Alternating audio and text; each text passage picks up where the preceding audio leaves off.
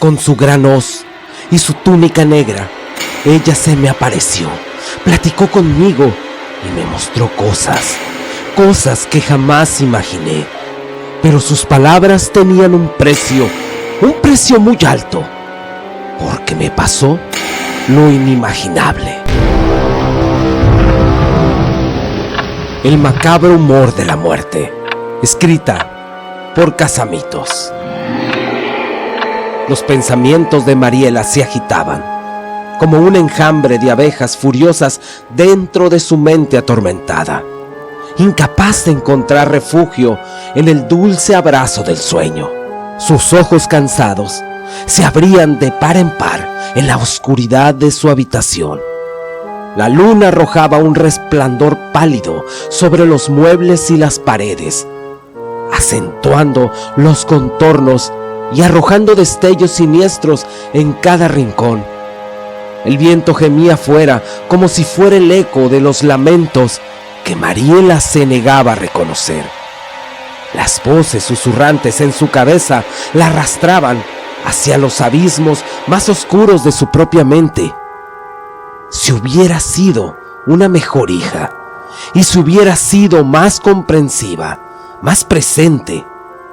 Cada pregunta era un puñal que se clavaba más profundamente en su conciencia. Las imágenes de momentos surgían del pasado como espectros, cada uno cargado con el peso de su propia culpa y arrepentimientos. La tensión en su pecho era insoportable, como si una mano invisible la estrujara sin piedad, ahogándola en sus esperanzas y sueños. Recordaba con claridad sus años de estudio en la facultad, esa facultad de medicina allá en la ciudad, donde había sido una estudiante ejemplar, pero ahora, en ese pueblo remoto, se sentía una intrusa en un mundo que desperdiciaba sus conocimientos modernos. Los susurros de los ancianos resonaban en sus oídos, palabras que retrataban sus creencias y prácticas ancestrales. Mariela no podía evitar sentir una gran frustración. La gente del pueblo seguía recurriendo a las viejas curanderas, depositando su confianza en tradiciones que parecían desafiar la lógica. Y entonces llegó su oportunidad. Un niño enfermo, cuya vida pendía de un hilo, un lienzo blanco para demostrar su valor como doctora. Pero el destino se burló de ella. La vida del niño se apagó como una vela en la brisa de la noche, y Mariela quedó sumida en una culpabilidad insoportable. Entre los pensamientos había uno constante que se hacía cada vez más fuerte. No mereces estar aquí. No vales la pena. La gente ahora te odia y se burla de la medicina. Mariela alzó la mano y limpió las lágrimas que habían rodado por sus mejillas. Su rostro era un reflejo profundo de su pesar. Se transformó en una máscara de ira, una ira ardiente dirigida hacia ella misma. Sin pensarlo, sin dar una oportunidad a las dudas que pudieran asaltarla, comenzó a caminar hacia aquel río, como si algo la guiara hasta ahí. El río, con aguas agitadas debido a las lluvias del día, se desplegaba ante ella con un caudal poderoso. Desde la cima de un puente, sus ojos vieron la escena. Memorizaron el flujo turbio y furioso del agua que parecía llamarla. Mariela se quedó paralizada por un instante, observando el río que se convertiría en su trágico destino. Cerró los ojos, dispuesta a poner fin a su propia existencia y dejando escapar un último suspiro de resignación. Pero aquel fin, ese fin, en un umbral de la muerte, era una presencia inesperada, porque se interrumpió. Una mano pequeña, casi imperceptible, se puso en el dobladillo de su falda. El impacto fue como una descarga eléctrica que recorrió su cuerpo. Esta descarga expulsó el aire que tenía en sus pulmones y lo reemplazó con un frío helado que se había quedado en su piel. La mano que la detenía pertenecía a un niño, el mismo niño cuya vida había sentido que se había llevado consigo. Pero había algo terriblemente equivocado. La piel del niño estaba pálida como la luna y sus ojos eran huecos oscuros en su rostro demacrado. Emitió un susurro ronco y perturbador, palabras que atrapaban el aire helado y lo dejaron caer sobre Mariela. No es su culpa, doctorcita. Mi tía me dijo que debía partir. Su pequeña mano señaló hacia una figura que se alzaba a su lado. Ahí, en la penumbra, una figura femenina se alzaba, cubierta por una túnica negra que ondeaba en la brisa nocturna. Pero lo más horroroso era su rostro. Era un cráneo despojado de carne y piel, con dos cuencas vacías donde deberían haber estado los ojos. La luz de la luna iluminaba sus manos descarnadas, que emergían de las rasgadas ropas negras, y en su mano derecha estaba sosteniendo una gigantesca guadaña. En un parpadeo, la lógica que había sostenido firmemente la mente de Mariela se desvaneció, pues parada ante ella estaba ni más ni menos que la misma muerte, un espectro que solo debería haber pertenecido a cuentos y mitos. El cuerpo de Mariela respondió con temblores incontrolables, ya que sus piernas cedieron bajo la presión de un terror que la envolvía. Su garganta parecía sellarse mientras un miedo profundo y ancestral le oprimía el pecho. Aunque la respuesta se insinuaba como una sombra en su mente, Mariela no pudo evitar la necesidad de expresarla, como si la palabra misma pudiera conjurar el horror que tenía ante sí. Y con una voz temblorosa, cargada con una mezcla de desafío y asombro, apenas si le pudo preguntar: ¿quién eres tú? La figura, la misma personificación del oscuro abismo que yacía más allá de la vida, avanzó hacia ella con pasos que sonaban como ecos en una tumba vacía. La distancia se acortó hasta que apenas quedaron a unos centímetros entre ellos. «Soy la eternidad», respondió la figura. Su voz hacía eco en el aire, llena de misterio y antigüedad. Le dijo: «Soy el fin de las cosas, el último aliento y el destino inevitable. Tengo tantos nombres como civilizaciones mismas me han imaginado en sus pesadillas y mitos. Soy la que rige el inframundo de los aztecas. Soy la parca, la dama de la guadaña que se lleva a los mortales cuando su tiempo ha llegado. Soy el ángel de la muerte y me imagino que ya te habías dado cuenta». Aquella figura esquelética se quedó observando unos instantes mientras le dijo: «Mariela, aún no es tiempo de que vengas conmigo, y arrojarte al río no hubiera terminado tu vida. La corriente te hubiera dañado de tal manera que hubieras sufrido torturas inimaginables. La misma corriente te hubiera arrojado a la orilla. Tus piernas y tus brazos hubieran sido lastimados de tal manera que no te ibas a poder mover, y al final hubieras sido conmigo, pero tras muchos años de haber sufrido». En ese momento Mariela se arrodilló en señal de respeto. La mano de la muerte se puso sobre su hombro, una sensación fría que penetró hasta su alma, y el niño, ese niño que nunca había podido olvidar, la envolvió en un abrazo cálido que parecía contradecir todo lo que sabía sobre la frialdad del otro lado. «Mi súbdita», resonaron las palabras en la oscuridad de la noche, y Mariela sintió un escalofrío que no podía atribuir únicamente al viento que se deslizaba por su piel. Las siguientes palabras eran un pacto, un intercambio de secretos que desgarraba las cortinas que separaban los mundos de los vivos y los muertos. La muerte le compartió saberes oscuros y misteriosos que desafiaban las leyes naturales. Había señales, mensajeros y la posibilidad de influir en el destino.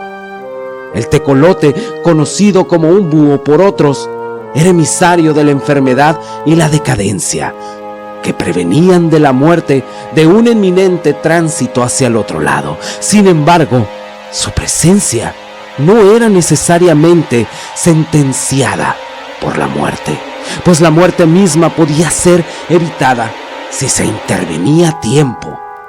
Un rayo de esperanza brilló entre las sombras de aquel abismo. Pero por otro lado, la mariposa negra, símbolo de la fatalidad, portadora de un destino inalterable, una muerte anunciaba por los hilos del destino, una partida que no debía ser evitada por ningún poder en el mundo de los vivos. Mariela se sentía atrapada entre el alivio y el horror al entender el delicado equilibrio entre lo que podía influir y lo que estaba completamente fuera de su control. La muerte, en su sabiduría oscura, a Mariela le entregó un don, un poder que trascendía la comprensión humana. A través de las palabras y la fe, podría alejar a los emisarios de la muerte, esos seres sombríos que advertían sobre la cercanía del fin, y el conjuro era este: emisario de la muerte, por el poder que se me ha conferido, te ordeno marcharte.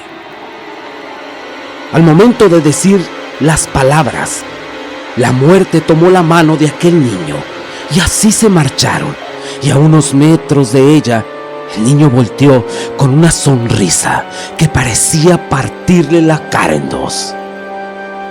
Mientras los dos comenzaron a desvanecerse. Después del encuentro con la muerte, Mariela regresó a su casa con pasos lentos y cargados de pensamientos. La luna había ido cediendo su lugar al amanecer cuando finalmente llegó a su hogar.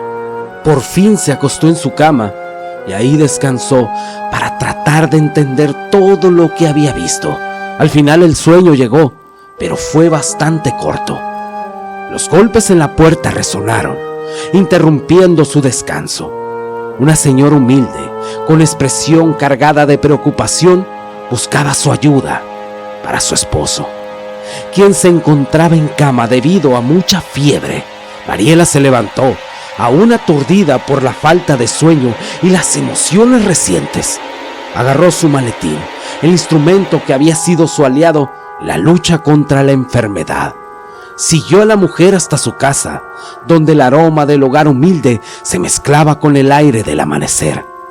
Al entrar a la habitación, el escenario se desenvolvió ante sus ojos. Un tecolote yacía al pie de la cama. Ese era un presagio sombrío en medio de aquella enfermedad que tenía aquel hombre. Y allí ante sus ojos, un tecolote estaba parado al pie de la cama. Un presagio sombrío en medio de la enfermedad. Pero lo que la sorprendió aún más fue el hecho de que parecía que solo sus ojos podían percibir a la criatura, como si su encuentro con la muerte hubiera otorgado una percepción especial. Acompañado por la voz de la muerte en su mente, Mariela abrió la ventana de la habitación y con una voz suave pero firme recitó las palabras del conjuro que había sido confiado a ella. Emisario de la muerte, por el poder que se me ha conferido, te ordeno marcharte.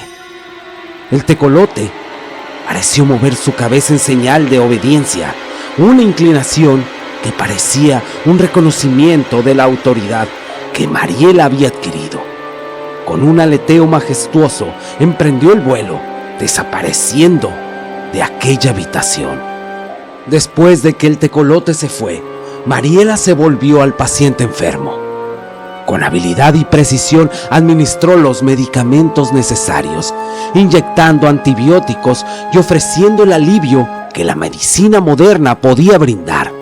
El paciente experimentó una mejoría sorprendente, como si la enfermedad misma hubiera sido arrancada de su cuerpo. La señora, llena de gratitud y deseo de compensar a Mariela, intentó ofrecerle sus modestos ahorros como pago. Pero sin embargo, al ver dónde vivían ellos, Mariela aceptó solamente la mitad de lo que tenía. Las acciones de Mariela resonaron a lo largo y ancho del pueblo y sus alrededores, como si la noticia hubiera sido llevada por el mismo viento. La joven doctora se convirtió en una figura admirada, una fuente de curación en medio de un mundo donde la enfermedad y el sufrimiento eran inevitables. La gente comenzó a formarse fuera de su casa. Los rostros marcados por la enfermedad, el dolor y la esperanza esperaban su turno afuera de su consultorio. Ahora todos esperaban un turno, todos para recibir un milagro o una esperanza. Incluso las curanderas, mujeres que habían sido guardianas de saberes ancestrales, eran inmunes al llamado de la joven doctora. De vez en cuando se unían a las filas, dejando atrás su orgullo y tradiciones en busca de la sanación moderna que Mariela podía darles. Sin embargo, no todo era luminoso en su nueva posición. Por más doloroso que fuera, Mariela había aprendido a reconocer los signos del destino. A veces, la mariposa negra aparecía. Era la emisaria de la muerte. Y aunque doloroso, comprendió que algunos caminos no se podían alterar. Cada vez que veía a la sombría criatura, algo le oprimía el corazón. Era el presagio que resonaba en el misterio del otro lado, pero Mariela enfrentaba esa realidad con una valentía serena. Ella no ahuyentaba a la mariposa negra, porque ella sabía que sería en vano. En lugar de ello, les decía a todos que tenían que tener fuerza y valor para afrontar lo que se venía. Conocía que era inevitable, que era imposible desviar ese destino. Ella tomaba medidas para hacer que el proceso fuera lo más llevadero posible. Les recetaba medicina para el dolor y ofrecía palabras de consuelo a la familia que lo rodeaban. Pero un día todo cambió. Todo cambió para la joven doctora. A su casa llegó su hermano mayor y parecía bastante agitado y preocupado. Le dijo que su madre había sido mordida por una serpiente. Mariela le preguntó a su hermano que si cómo era, y al escuchar la descripción supo que era una de las más venenosas. El tiempo era crucial. Tomó su maletín y se fue con su hermano corriendo a la casa de su mamá. Abrieron rápidamente la puerta y Mariela le puso el antídoto a su madre, quien ya se encontraba inconsciente. El terror se apoderó de la doctora al ver sobre la cabeza de su madre una mariposa negra, señal que era una vida que no debía ser salvada. Sin embargo, una loca idea cruzó por su cabeza en medio del dolor. Así que le dijo a su hermano que comprara o buscara un tecolote con alguna de las curanderas del pueblo. Su hermano estaba confundido, pero confiado en la doctora. Tomó su morral y salió corriendo. Tras unos minutos llegó su hermano con el ave, bastante confundido. Mariela le pidió apoyo para que la cabeza de su madre estuviera a unos centímetros de la ventana. Puso al ave en los pies de su madre y esperó que la mariposa revoloteara y cerró la ventana dejándola fuera. Todo estaba listo. Técnicamente ya no tenía una mariposa negra revoloteando y había un tecolote en la habitación. Así que recitó el conjuro. Emisario de la muerte, por el poder que se me ha conferido, te ordeno marcharte. Tuvo un efecto casi instantáneo. El tecolote pareció obedecer y se marchó de la habitación. Al mirar por la ventana ya no había ninguna mariposa negra. Su madre se levantó de la cama y sus ojos se llenaron de horror. ¿Qué has hecho, hija? Era mi turno de irme. Mariela, atrapada en una pesadilla, sintió que su cuerpo comenzaba a traicionarla. Se le entumeció todo, como si las cadenas, invisibles de la muerte misma, estuvieran alcanzándola desde las sombras. Sus ojos eran ventanas a un mundo que se volvía cada vez más oscuro. Se nublaron con una neblina de desesperación. Pero cuando ella abrió los ojos, el mundo se reveló ante ella y era aterrador.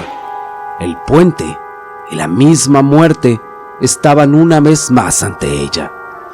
La voz de la muerte le retumbó en los oídos. Las palabras que le dijo la aplastaron. Le aplastaron cualquier esperanza que pudiera haberse aferrado a su corazón. Ella le dijo: no has pasado la prueba. Y las palabras se desplegaron como cadenas que envolvían a Mariela. En medio de todo aquello, una mano poderosa la sujetó. El horror le invadió cuando sus ojos se encontraron con las de aquel hombre. Pero eran ojos que no pertenecían aquí al reino humano. Eran los ojos de algo de otro mundo. El destino anunciado por la muerte estaba tomando forma ante ella. Ya no había escapatoria. De pronto otro ser emergió, un ser burlón que se reía de su destino. Las palabras siniestras cortaron el aire. Vaya, qué buenas cena has pescado, le dijo al otro ser, resonando en toda aquella oscuridad. La risa retorcida llenó el espacio mientras Mariela presenciaba cómo le arrancaban las extremidades de su cuerpo. Ahora ella se había convertido en un festín y vio como una mariposa negra se posaba en su cabeza, mientras el resto de su cuerpo era salvajemente devorado. Cerró los ojos mientras esperaba nuevamente para encontrarse con la dulce muerte. Al cerrarlos, escuchó a una señora que le decía: puede atender a mi hijo, lo puede ayudar. Y al abrir los ojos, se encontraba nuevamente en su consultorio. Se tocó todas las partes de su cuerpo y sabía en ese momento que había tenido una segunda oportunidad. Sintió un aire helado y al voltear a la puerta solo pudo ver un pedazo de una túnica negra. Era la muerte que se marchaba. Se marchaba después de jugar con las personas y dejar una gran lección. Te agradezco si llegaste hasta el final del video. Les mando bendiciones a todos. Muchas gracias y hasta la próxima.